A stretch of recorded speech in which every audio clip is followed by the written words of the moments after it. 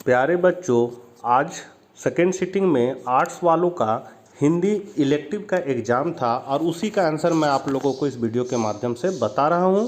आप लोग मिलान कर लीजिए और बताइए आप लोगों ने कितना स्कोर किया। शुरू करने से पहले आपसे निवेदन है कि चैनल पर पहली बार है तो ज़रूर सब्सक्राइब कर ले, क्योंकि आपको ये चैनल 12th में भी आपको हेल्प करेगा। तो चलिए आज हम लोग कुछ नया सीखते हैं। आपका पहला क्वेश्चन है, इस गद्यांश को ध्यानपूर्वक पढ़कर प्रश्न संख्या 1 से 4 के सही विकल्प का चयन करें। तो इसको आप लोग देख लिए होंगे, इसको पढ़ लिए होंगे। सीधे हम क्वेश्चन पे चलते हैं। पहला क्वेश्चन है, वर्तमान समय में संपूर्ण मानव जाति किससे त्रस्त है? तो ये आपका तनाव से त्रस्त है। तो यहाँ पर पहला का हो जाएगा दूसरा तनाव से। दूसरा क्वेश्चन है, कुदरत का अनमोल उपहार क्या है? तो कुदरत का अनमोल उपहार जो है आपका हंसी है। तो यहाँ पर दूसरा का हो जाएगा दूसरा। तीसरा है, बेखौफ होकर हमें किसका आदान प्रदान करना चाहिए?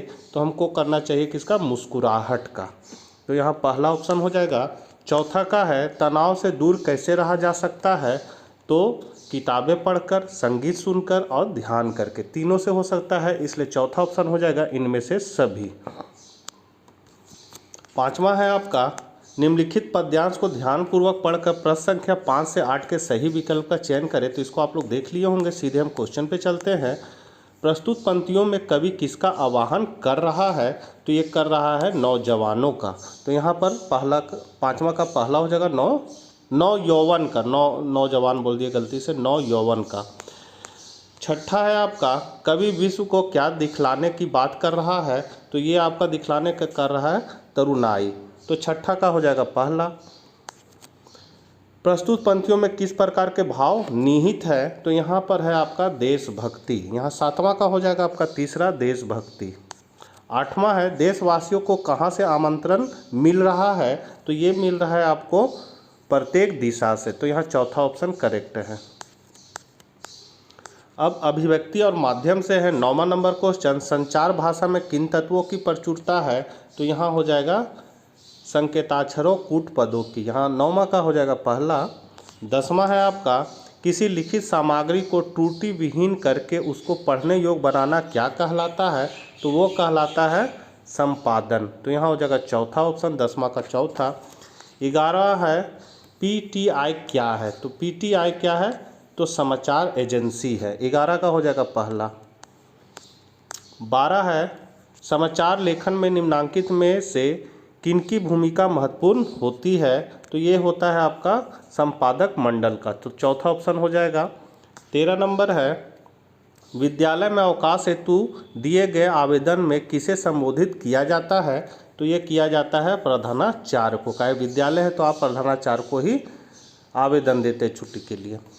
सरकार के काम काज पर निगाह रखना और उनकी गड़बड़ियों को उजागर करना कहलाता है। तो ये सब बताया हुआ क्वेश्चन है। बहुत सारे क्वेश्चन आपके आ गए हैं। तो यहाँ होगा आपका वॉचडॉग पत्रकारिता। 15 नंबर क्वेश्चन है, संचार की प्रक्रिया जब बड़े पैमाने पर होती है तब उसे क्या कहते हैं? तो उसको हम लोग कहते हैं जनसंचार। 15 का हो जाएगा तीसरा। 16 है, मल्टीमीडिया का उपयोग किस क्षेत्र में होता है? तो ये होता है आपका शिक्षा में, व्यवसाय में और चिकित्सा एवं विज्ञापन में। तीनों में होता है, इसलिए आपका चौथा ऑप्शन हो जाएगा इनमें सभी। 17 नंबर है, हिंदी का पहला समाचार पत्र सबसे पहले कहाँ प्रकाशित हुआ? तो ये हुआ था आपका कोलकाता में। तो 17 का हो जाएगा पहला। 18 नंबर क्वेश्चन है, सूचनाओं का संकलन कर संपादक तक पहुँचाने की जिम्मेदारी किसकी होती है? तो ये होता है आपका पत्रकार का। तो 18 का हो जाएगा पहला, पत्रकार। अब है, निम्नलिखित पद्यांश को ध्यानपूर्वक पढ़कर प्रश्न संख्या 19 से 22 के सही विकल्प का चयन करें। तो इसको आप लोग देख लीजिए होंगे। सीधे क्वेश्चन पे आते हैं। प्रस्तुत पंक्तियों के कवि कौन हैं? तो ये है आपका कबीर हो जाएगा। 19 का हो जाएगा पहला, तीसरा कबीर। 20 है, हरे इन दोहुन राह ना पाई में किन दो धर्मों के लोगों का वर्णन किया गया है? तो ये किया गया है हिंदू मुसलमान का। आज सुबह ही इसको हम बताए थे, ये आ गया है। हिंदू अपनी बड़ाई करते हैं परंतु किसके पैरों तले सोते हैं? तो यहाँ हो जाएगा वेश्या। ये भी सुबह हम बताए थे। 22, खाला का अर्थ है। तो खाला का अर्थ क्या होता है? मौसी।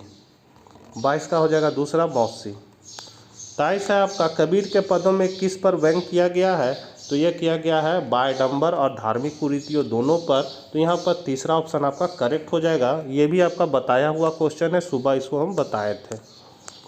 24 है खेल में श्री कृष्ण हार जाते हैं पर जीतता कौन है, तो जीतता है कृष्ण का मित्र सुदामा। तो 24 का हो जाएगा दूसरा सुदामा।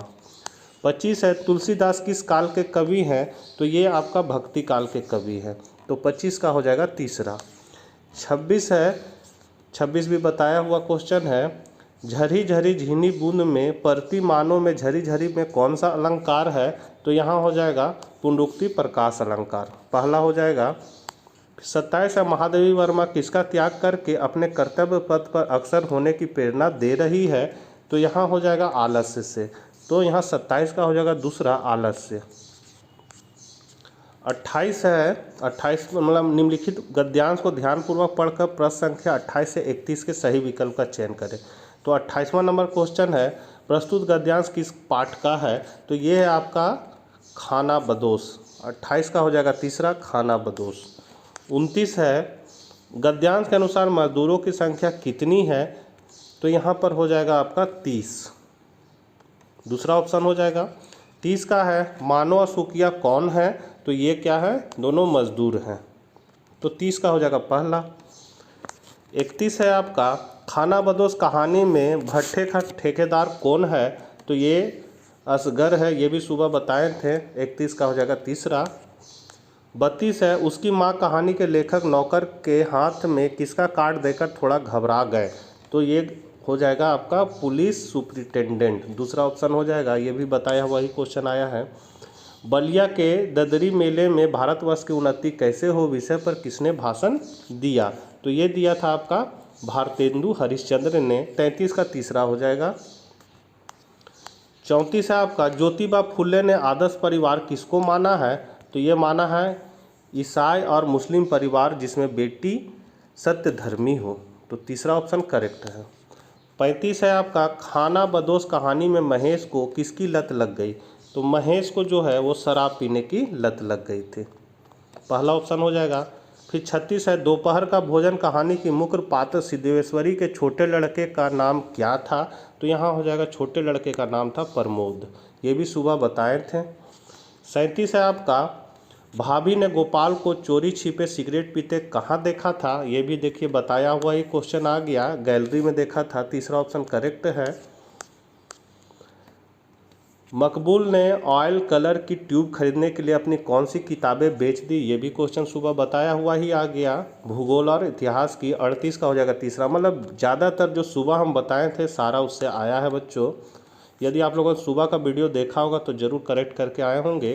39 है आपका आवारा मसीहा उपन्यास किस साहित्यकार के जीवन पर आधारित है, तो ये आधारित है आपका शरद चंद्र चट्टोपाध्याय, दूसरा ऑप्शन करेक्ट है। और लास्ट क्वेश्चन है शरद चंद्र के ननिहाल में किस बात का निषेध था, तो यहाँ था आपका शौक पालना पर निषेध था, ये भी सुबह बताया हुआ क्वेश्चन है। आप लोगों ने कितना करेक्ट किया कमेंट बॉक्स में ज़रूर बताइएगा। चैनल पर पहली बार है तो सब्सक्राइब कर लीजिए, क्योंकि 12th का तैयारी भी इसी चैनल पर आपका होगा। तो मिलते हैं नेक्स्ट वीडियो के साथ, तब तक आज्ञा दीजिए, बाय बाय।